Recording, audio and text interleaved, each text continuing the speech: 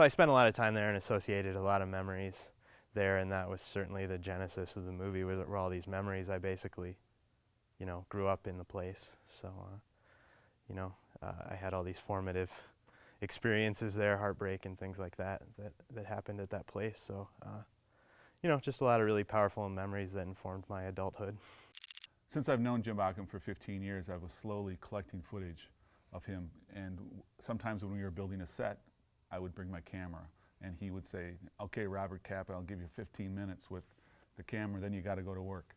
And so I was slowly, collecting this footage and collecting it until I got to a critical mass. And then I said, I need to finish this. And that's where I called up Skip and said, Skip, please save this. And I think you did.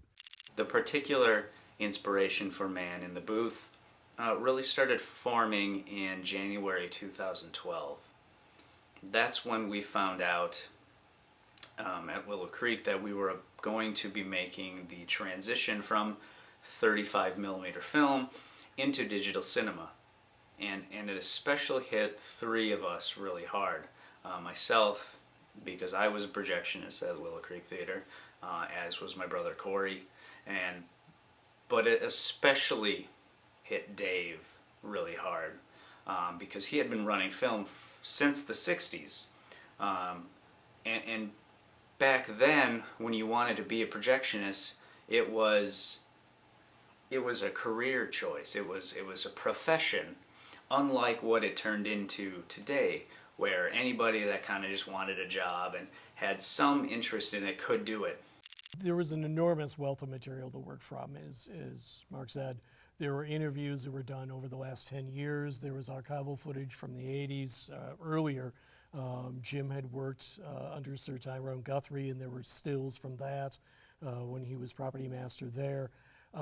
And basically what I just tried to do was weave the story in and out, sort of working in a linear fashion from beginning to end, but throwing other things in. And like I say, there was just a great amount of stuff to work with. I went into it without any sort of formal plan.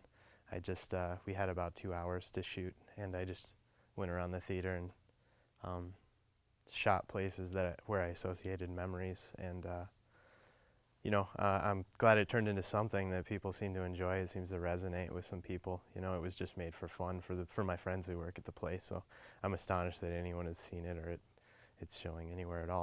One of the most memorable experiences on this short project was that final night where the three of us got together and watched some 70mm film.